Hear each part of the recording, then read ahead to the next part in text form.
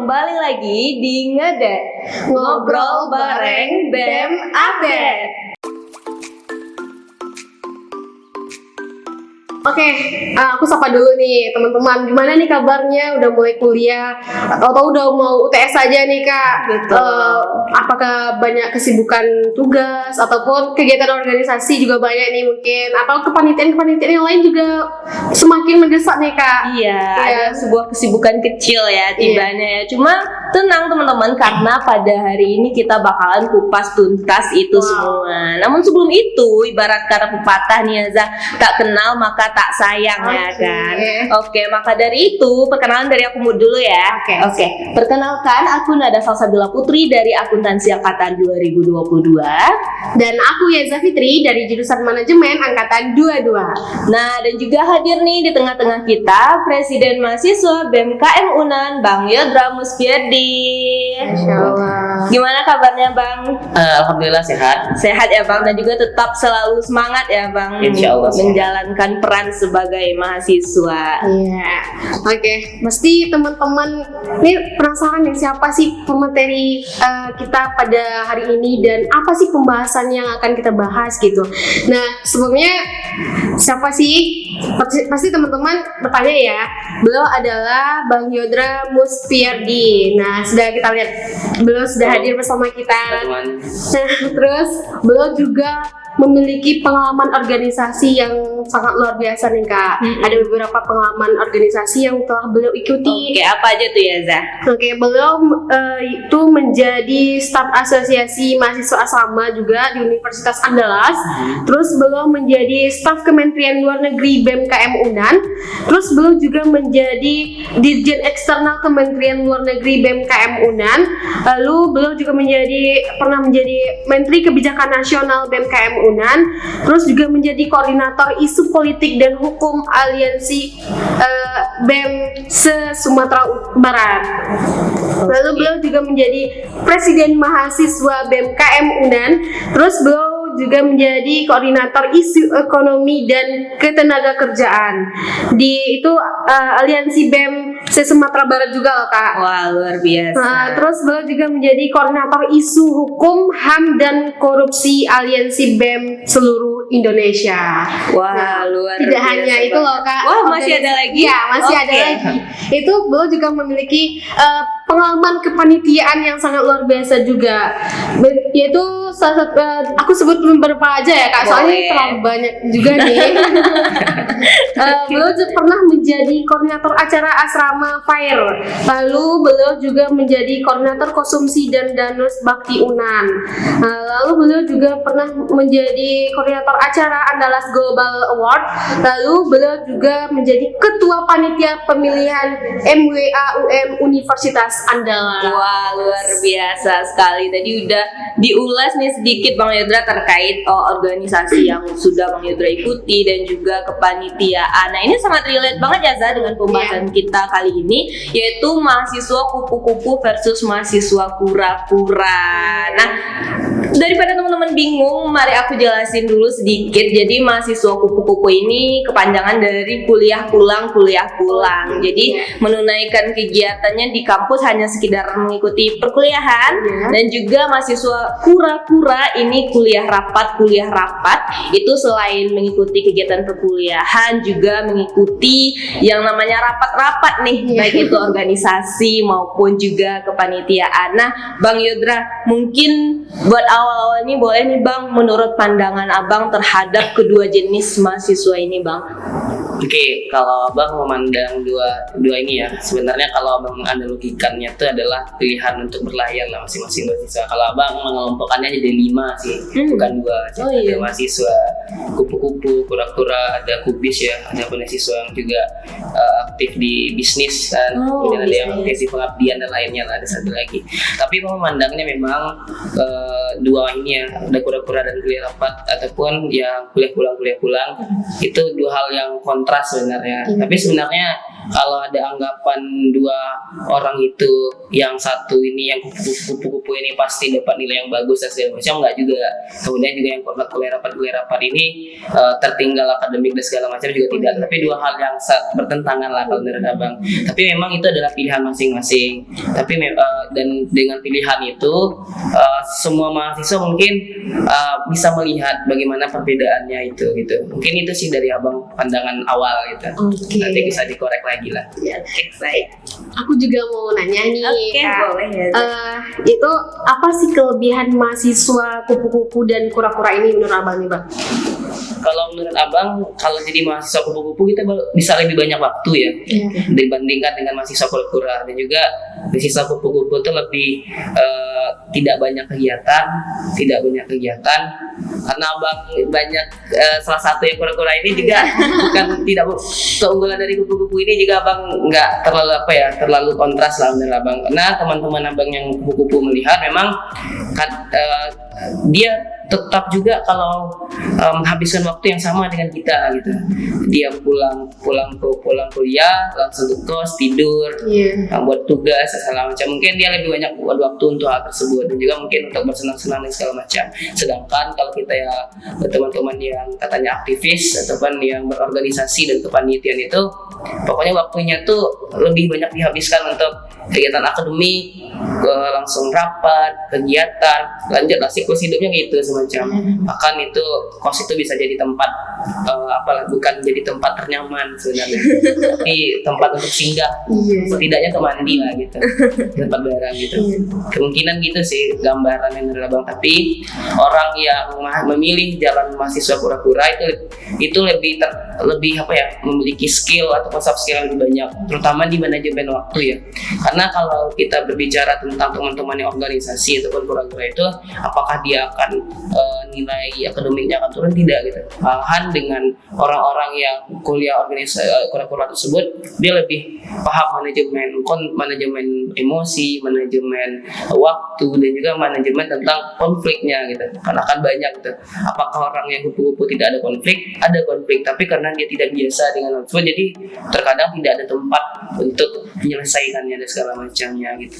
Benar gitu sih. Berarti banyak ya nilai positif dari menjadi mahasiswa, walaupun dibilang kuliah rapat, tapi kayak wah sangat luar biasa sekali ternyata. Iya, dan juga dari kuliah kupu-kupu nih ya, Zai, kita juga ada waktu senggang yang lebih juga tentunya ya. Betul sekali dengan kata Bang Yudra tadi bahwa mahasiswa kupu-kupu dan mahasiswa kura-kura ini adalah hal yang kontras. Nah, tadi kita udah bahas terkait kelebihan nih Bang. Nah, mungkin kita bahas terkait kelemahan nih Bang. Apa sih Bang kelemahan dari kedua jenis mahasiswa ini Bang? Ya, kalau dari abang, mahasiswa kupu-kupu ini kekurangannya memang dia tidak terbiasa dengan manajemen waktu yang baik, terutama kalau abang lihat juga ketika teman-teman abang yang kupu-kupu itu, dia juga telat buat tugas. Kadang dia tidak buat tugas, entah apa yang dikerjakan, mungkin dia lebih banyak bersantai dan segala macam. Kalau abang memang memiliki prinsip ini, ketika kita menghabiskan waktu dengan hal-hal yang tidak bermanfaat, maka kita akan disibukkan dengan hal-hal yang kurang bermanfaat gitu kan. Makanya kalau dari abang, ketika memang mereka menggunakan waktu yang sebanyak itu, kadang lebih banyak berleha-leha gitu, lebih banyak tidur dan segala macam. Tapi abang nggak tahu juga teman-teman abang yang lebih banyak, tapi lebih banyak abang lihat gitu sebenarnya. Walaupun orang yang pulang kuliah bareng itu juga abang lihat biasanya memang banyak yang ambis juga, banyak yang tamat 3,5 tahun dan segala macam. Kalau abang kelemahan orang organisasi yang pura-pura juga memang abang lihat juga, terutama mungkin lebih lambat untuk tamat studi ataupun memang tidak memiliki kesempatan waktu untuk lebih banyak istirahat lah daripada teman-teman yang lain. Tapi kalau menurut abang, dua hal itu memang kekurangan dan kelebihan itu saling menutupi kalau menurut abang sih. Benar sekali ya. Oke. Jadi gini nih Bang, ada nih mahasiswa misalnya kan. Jadi ada dua hal tentang kura-kura dan kuliah rapat terus jadi mahasiswa kuliah pulang gitu. Jadi menurut abang gimana sih pandangan abang untuk mahasiswa tersebut yang memilih salah satu dari itu gitu? Oke, kalau dari abang, kita jadi mahasiswa tuh haruslah bukan hanya sekedar lurus saja ya. Abang bilang di sini ya, Unan itu hanya satu dari 4.213 kampus yang ada di Indonesia, itu yang terdata di Dikti ya. Ataupun kalau kita menjadi mahasiswa, kita hanya satu orang dari 10 juta mahasiswa yang ada di Indonesia yang memiliki di Pangkalan Dikti gitu. Jadi apa yang membedakan kita dengan mahasiswa lainnya gitu? Kalau kita hanya sekedar biasa-biasa saja, sarjana hukum, sarjana ekonomi, sarjana manajemen akuntansi yang diberikan oleh itu sama diciptakan. Kita di wisuda kemarin ada 2.000-an ya di wisuda terakhir. Apa sih yang membedakan kita dengan mahasiswa lainnya? Kalau hanya sekedar nilai akademik, apakah teman-teman kita yang tidak organisasi kan lalai juga akademik? Tidak juga. Makanya aku milih bahwasanya memang pilihan itu memang tergantung pilihan masing-masing. Tapi pilihlah jalan yang memang terkadang harus berbeda dengan orang lain. Mengapa harus berbeda dengan orang lain? Ya karena kebanyakan kalau aku lihat memang tingkat masuk organisasi itu masih rendah di Universitas Andalas. Kalau memang cukup tinggi dari kampus lain. Kalau abang lihat kan tinggi.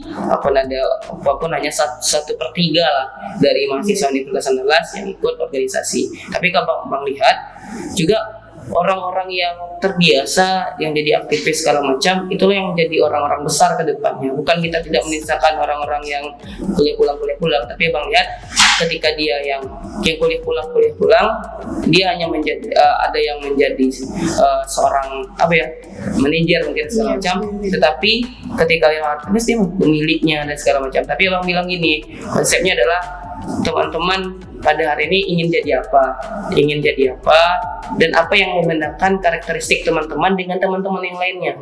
Setiap kita diterima di perguruan tinggi ini untuk lebih dari teman-teman lainnya.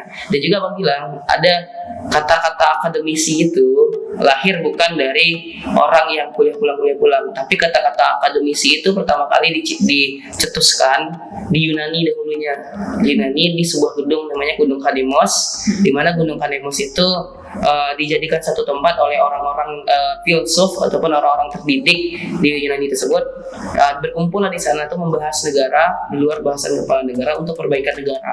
Maka dikatakan orang-orang tersebut tuh orang-orang akademisi yang memikirkan negara tadi, orang-orang yang memang memikirkan bagaimana bukan hanya memikirkan dirinya sendiri. Kalau orang-orang yang kupu-kupu, dia lebih banyak memikirkan untuk kemanfaatatannya sendiri. Lebih bagus bagaimana kita berorganisasi, ada membantu orang lain, bermanfaat pada orang lain. Maka menurut abang salah satu hal yang baik, bukan pilihan itu paling baik, tapi menurut abang pilihan yang baik dari lebih baik, pilihlah jalan yang pura-pura menurut abang. Apakah harus setiap hari dan segala macam? Ya pilih itu sesuai dengan passion kita gitu. Menyesuaikan itu sih dari abang. Nah, terkait mahasiswa kupu-kupu dan mahasiswa pura-pura ini bang, bagaimana sih caranya untuk menyeimbangkan kedua jenis mahasiswa ini bang? Menyeimbangkan kedua jenis ini, dua hal itu yang berbeda sih. Gimana? Tapi kalau menurut abang untuk menyeimbangkan akademik dan kegiatan kemahasiswaan ataupun kegiatan aktivitas organisasi, itu sebenarnya kalau dibilang sulit tidak, kalau dibilang mudah tidak juga. Dan abang kalau lihat ya, mungkin abang bawakan diri abang sendiri, ini bukan untuk untuk mention pada kita semuanya. Alhamdulillah abang sampai hari ini masih bagus untuk akademik abang. Mungkin walaupun studi abang ditunda pada hari ini karena memang ada satu hal dan lain dalam persyaratan menjadi presiden mahasiswa, abang menunda. Alhamdulillah abang akademik abang semester 7 udah habis dan IPK abang masih stabil di 3,96. Alhamdulillah. Makanya kalau ada abang tidak ada halangan untuk itu. Dan teman-teman abang juga di BEM Unan, terutama di Presidium BEM Unan, alhamdulillah IPK-nya juga tidak ada yang kontras ya kayak gitu dari abang. Makanya kalau untuk menyeimbangkannya, strategi dari abang gini sih, ketika memang itu hal akademik ya kita misalnya kuliah ya, ada kuliah, laksanakan kuliah, setelah itu kita langsung ke organisasi. Ataupun ketika ada prioritas di organisasi, maka dahulukan organisasi gitu kan, dengan hal-hal lain ya.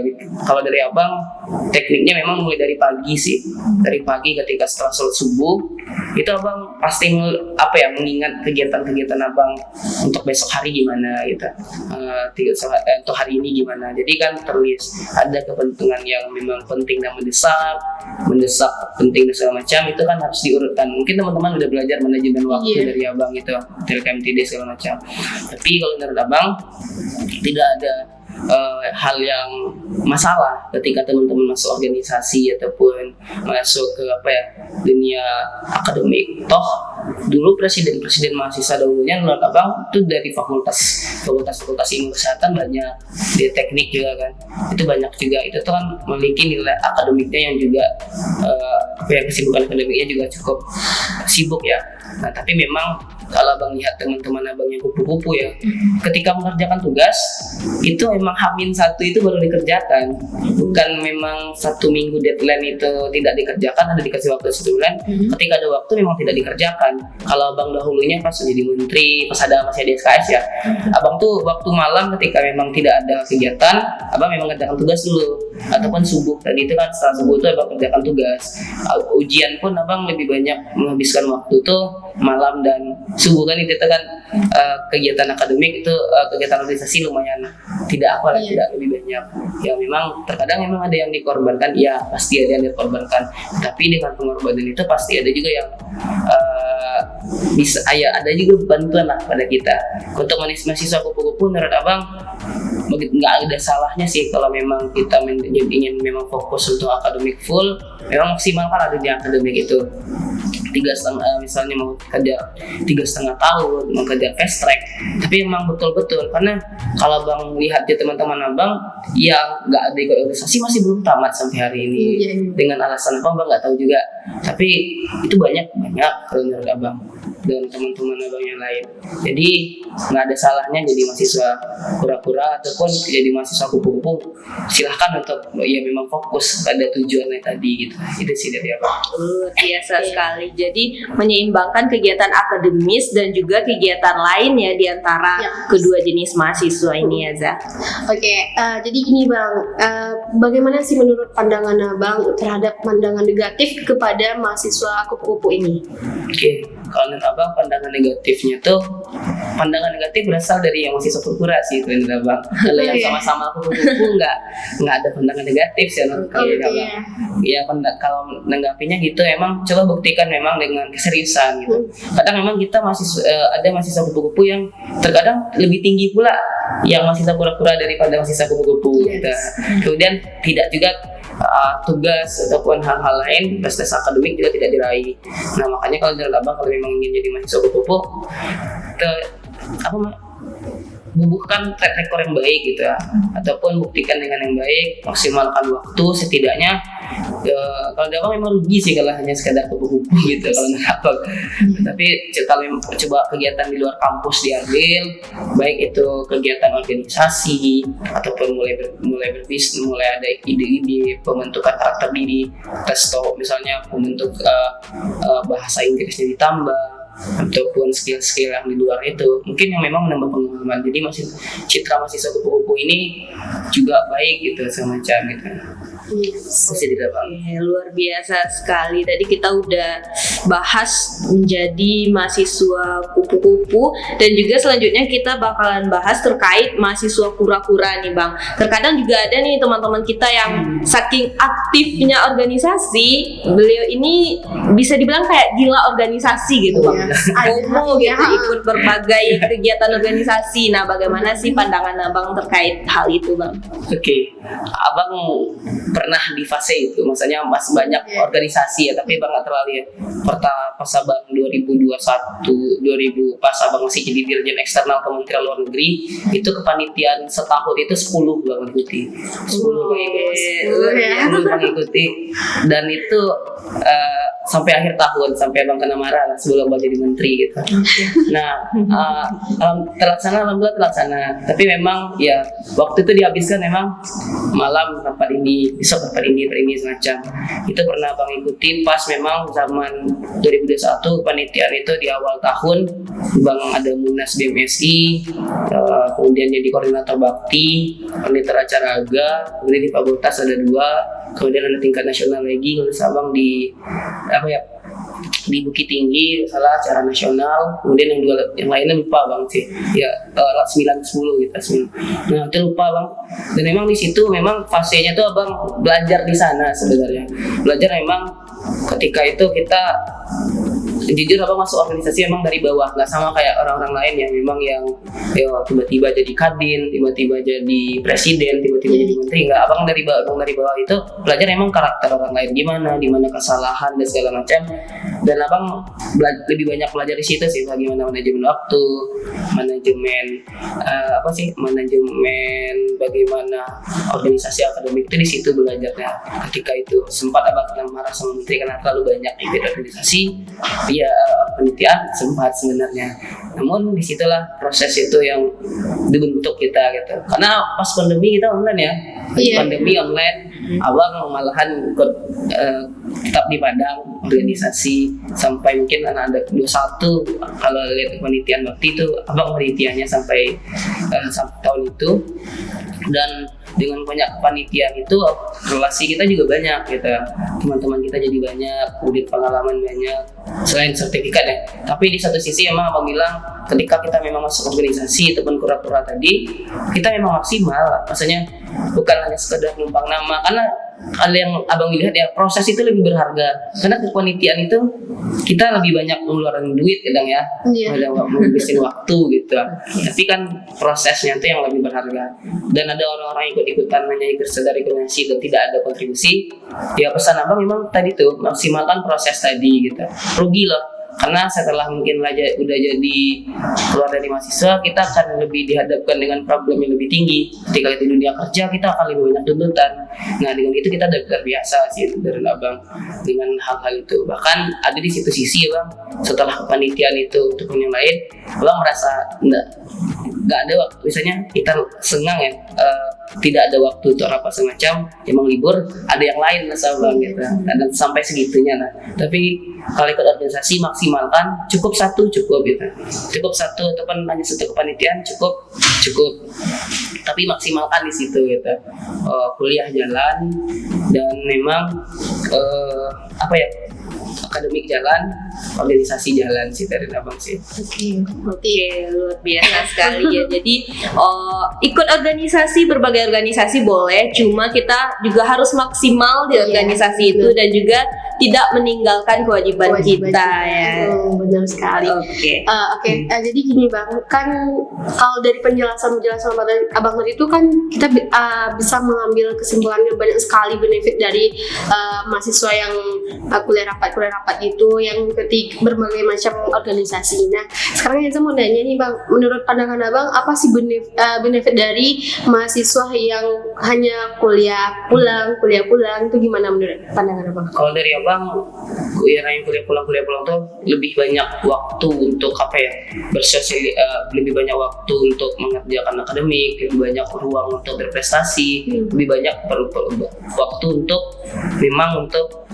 berkembang di luar dengan abang sih. Tapi apakah itu bisa dilaksanakan itu tergantung orang lain ya. Lebih banyak waktu untuk beristirahat, lebih dekat dengan teman-teman kita circle kita dan segala macam gitu. Itu sih dari benefitnya bang, tidak terlalu ya. Dan rasa bang untuk menambah skill itu adalah kesempatan bagus dengan waktu yang tersebut. Nah itu tergantung kita memaksimalkan itu, karena waktu bisa 3,5 tahun, bisa fast track, bisa lebih aktif ikuti lomba dan yang lainnya itu sih. Oke, berarti kalau kita emang udah memilih yang itu, berarti kita harus bisa memaksimalkan dan memanfaatkan apa yang kita pilih itu ya bang. Bisa meningkatkan akademik lah, itu yang paling menonjolnya kalau kita memilih menjadi mahasiswa kuliah pulang gitu ya bang.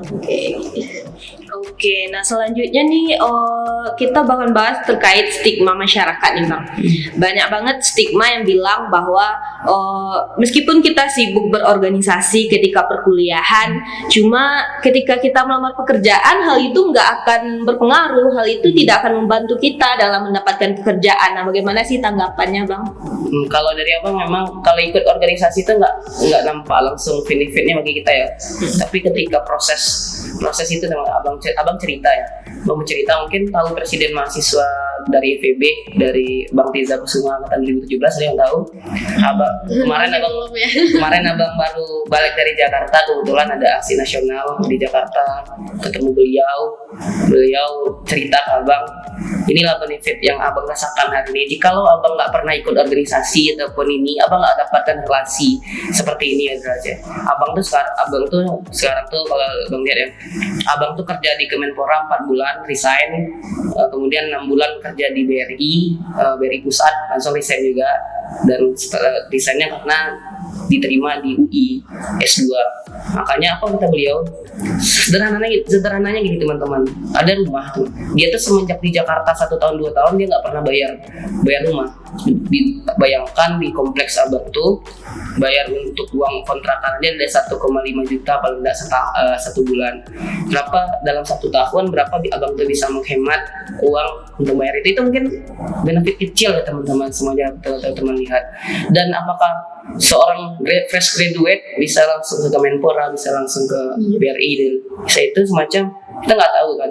Jadi abang bilang memang nggak ujuk-ujuk teman-teman ketika setelah organisasi akan teman-teman akan diterima kerja atau tidak, tapi kita ada mindset yang berubah, ada manajemen waktu yang bisa teman-teman berbeda dari teman-teman yang lain, ada manajemen konflik yang beda, ada teman-teman udah terbiasa dengan dunia itu ketika dunia pekerjaan, karena abang udah mulai berpikir juga ternyata dunia pasca kampus ini akan sangat keras teman-teman semuanya. Jadi abang pesan juga ketika ada pembekalan wisuda, ada juga yang bercerita mengatakan ke abang ya, jadi semangat juga bagi teman-teman BMKM Unan kemarin. Ini salah saya nggak pernah ikut organisasi dari tahun 1 katanya. Salah satu wisadawan mengatakan, karena di situ ada berbicara di depan umum dan segala macam, kalau itu wawancara itu ada yang kuliah pulang itu yang memang tidak, ketika bertemu orang banyak dia nggak bisa bicara segala macam. Jadi abang bilang sekali lagi, ya yang berharga itu proses bukan hasilnya gitu. Teman-teman, apakah abang yang ikut aktif ini di kampus nanti tiba-tiba nggak dapat pekerjaan, abang nggak jamin juga kan. Tapi setidaknya kita dalam berproses di sana, ada nilai value diri yang lebih dan segala macam. Kalau ada orang berbicara, orang itu kerjanya di sini, kita nih yang pulang di sini gitu. Nah bahkan memang ada orang, abang bilang ya, dia tuh lulusan Unan, tetapi pekerjaannya itu adalah lulusan ITB, lulusan IPB gitu. Itu ada salah satu alumni kita, teman-teman saya. Alumni teman-teman juga ada sekarang yang mantan presiden kedua BEM Unan itu jadi komisaris BSI sekarang. Komisaris itu direktur ya. Presiden BEM Unan yang kedua, jadi ya yang kedua Bang Rizky Kelasana.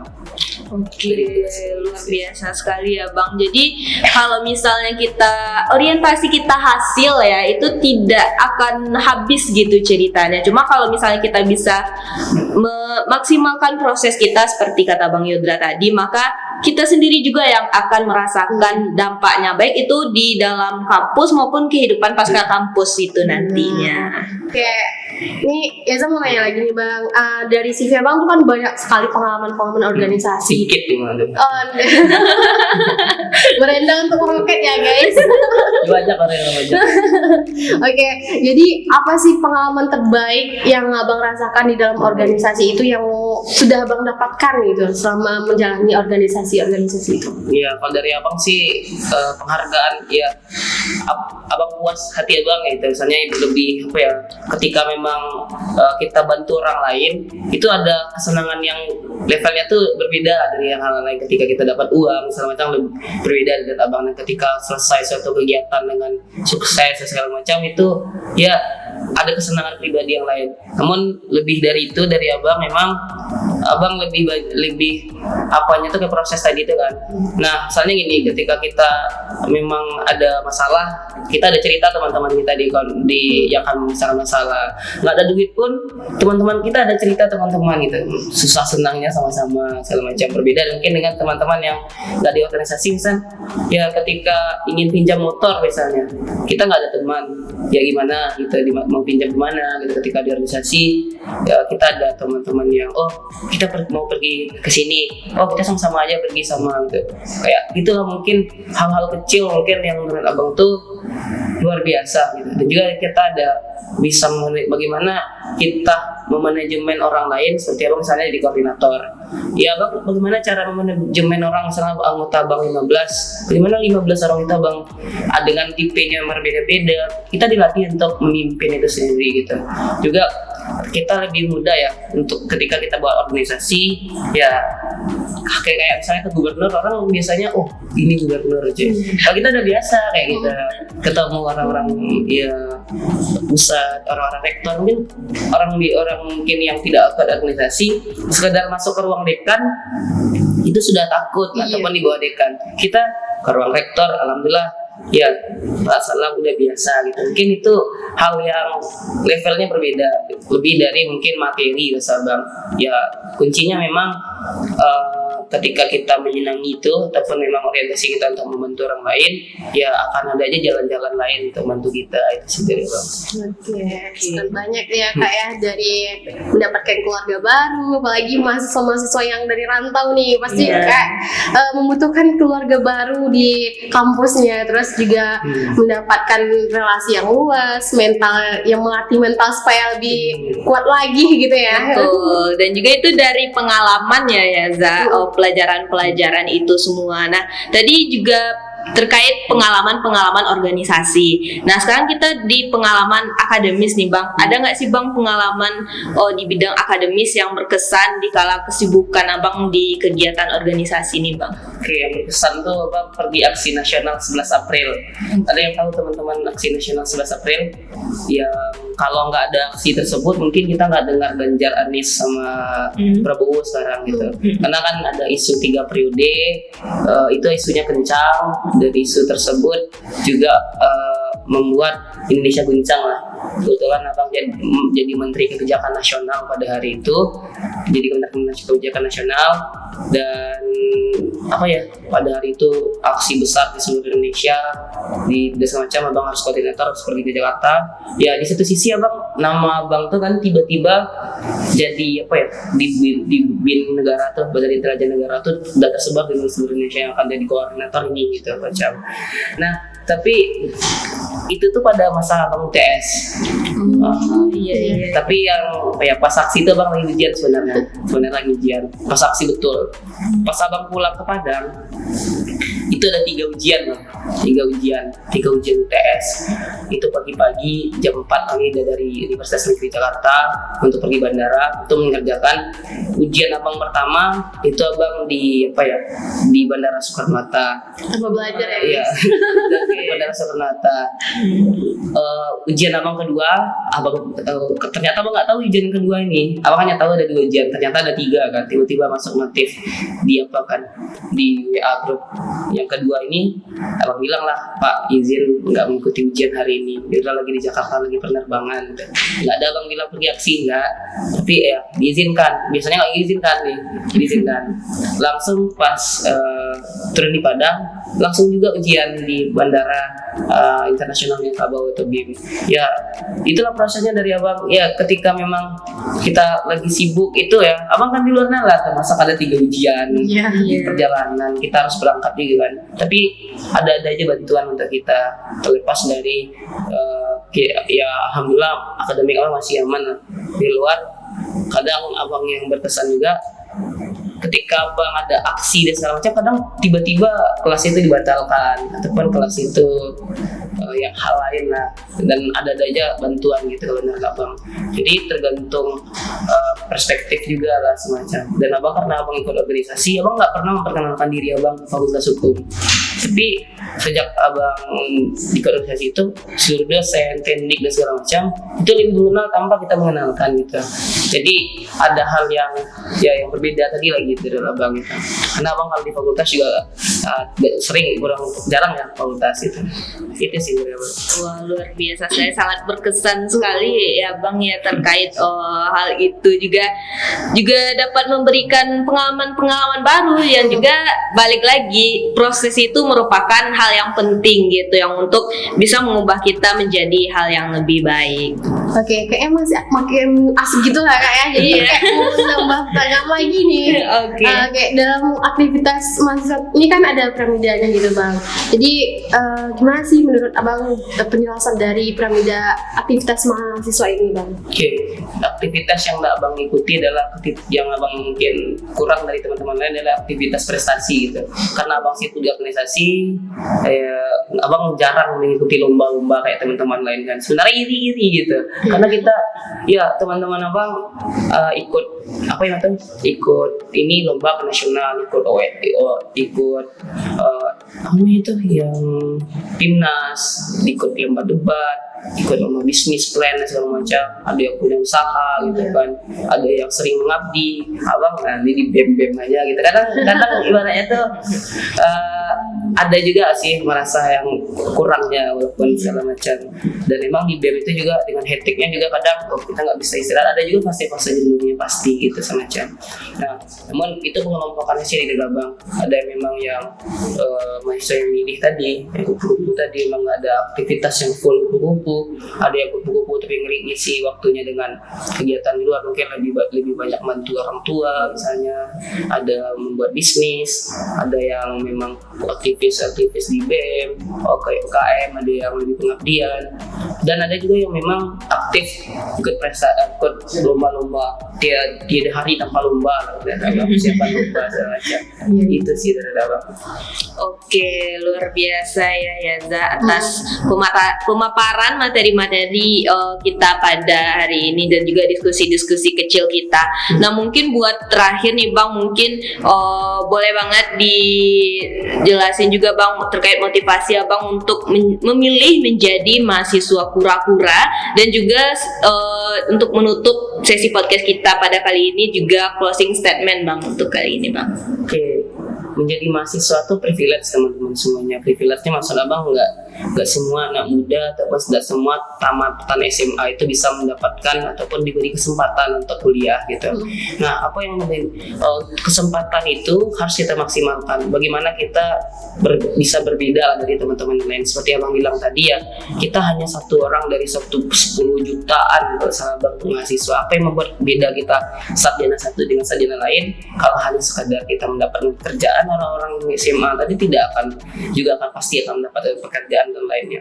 Ya, pilihlah jalan yang berbeda dari orang-orang yang kebanyakan. Karena dengan jalan berbeda itu teman-teman akan menemukan kesuksesan sendiri teman-teman semuanya. Rasa Abang, pilih jalan itu jalan yang terbaik bagi teman-teman semuanya. Maksimalkan waktu yang ada pada hari ini, karena setelah pasca kampus pasti teman-teman mungkin dengan kesibukannya sendiri tidak lagi ada waktu yang lain. Maka ada yang Abang garis bawahi, satu lagi ada kata-kata gini teman-teman semuanya. Jikalau kita tidak disibukkan dengan hal-hal yang bermanfaat, maka siap-siap kita akan disibukkan dengan hal-hal yang tidak bermanfaat. Berproses dan berprogres gitu sih Bang. Nikmatilah proses itu sendiri gitu. Itu sih dari Abang. Baik, luar biasa sekali, dan juga aku mau mengucapkan terima kasih Bang sudah hadir di podcast Ngedet pada kali ini. Luar biasa banget teman-teman. Aku mengutip dari kata-kata Bang Yodra tadi bahwasannya adalah hidup ini adalah pilihan. Nah, dengan pilihan yang kita pilih ini, kita juga harus maksimal terhadap setiap prosesnya, karena proses ini tidak semerta-merta langsung kita dapatkan, tapi itu terkait masalah waktu dan juga agar kita bisa mendapatkan yang namanya skill-skill yang dibutuhkan dengan kehidupan pasca kampus kita. Nah, Sobat Ngedet, kita sudah sampai di penghujung podcast kita kali ini. Nah, gimana nih Yaza perasaannya di sesi akhir podcast kita kali ini? Sangat luar biasa sekali ya. Iya. Kita juga sebagai mahasiswa nih, jadi kita bisa menimbangkan bukan hanya untuk teman-teman yang denger aja ya. Betul. Tapi kayak kalau kita langsung yang denger ini kayak wah, jadi kayak ada banyak sekali nilai positif dari dua sisi ini.